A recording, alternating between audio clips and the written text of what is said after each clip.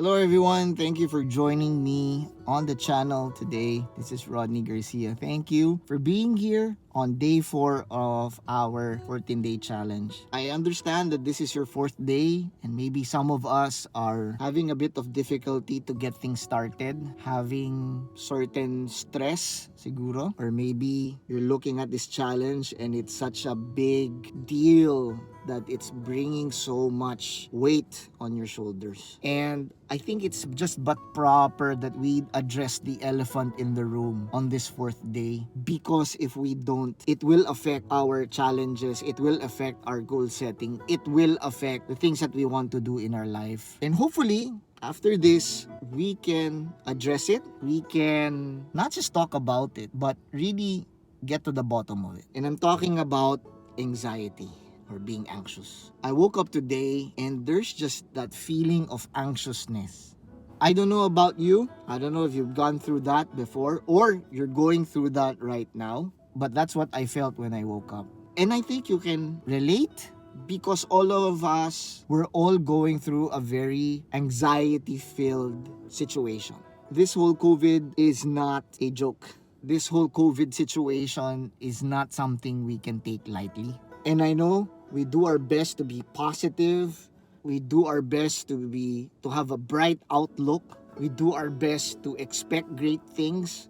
But somehow when you read the news or even check your Facebook or Twitter or whatever social media, most of the time you get a lot of news. Whether it's a heightened number of people getting COVID, or people who have strong feelings towards vaccination, or people having thoughts of these conspiracies and all of that, and so on and so forth. But let's be honest, when you read things like that, when you see things like that, it gets to you. You have a certain sense of anxiety. It builds up to the point that you can build a wall of denial in your life. And that's why we're addressing it here today. Because in your challenges, and we're not just talking about COVID, but in your challenges in your life, when you have things like this happen, anxieties, sometimes even things na hindi pa nangyayari, iniisip mo pa lang, naapektuhan ka na. You either lose interest, you either lose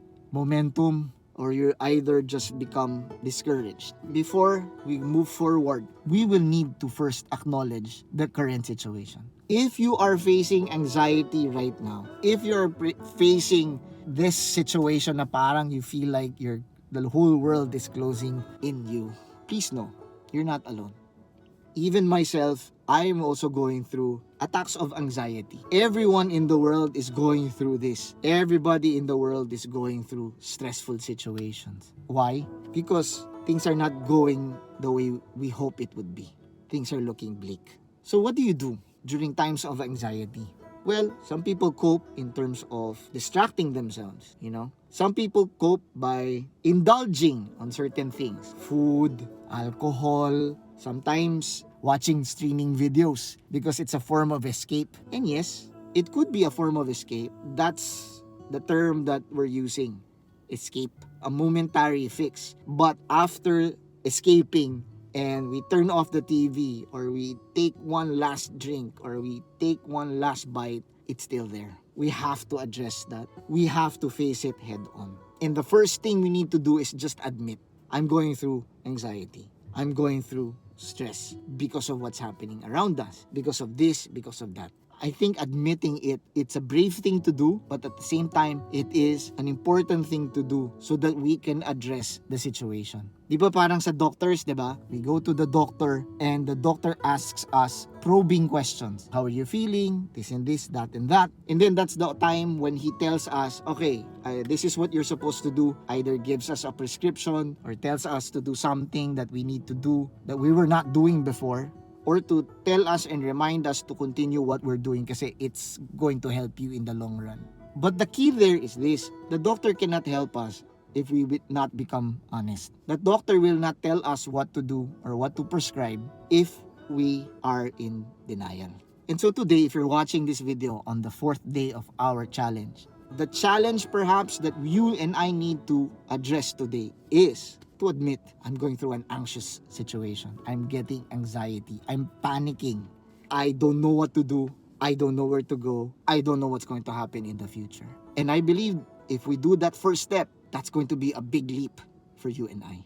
So right now, right in front of you, maybe we can do this together, being very vulnerable, and say, yeah, I'm anxious. Yeah, there are things that make me worry. Tao lang naman, di ba? But we should not stop there. Admitting that we are in an anxious situation, or we're panicky, or we're going through something is not enough. That's just the first step. And as you and I journey together, let me encourage you again. Please don't give up. Go ahead, move forward, one day at a time, one step at a time, 1 mile at a time. And eventually, we will get to that goal. Celebrate your goals and also find somebody whom you can be accountable to.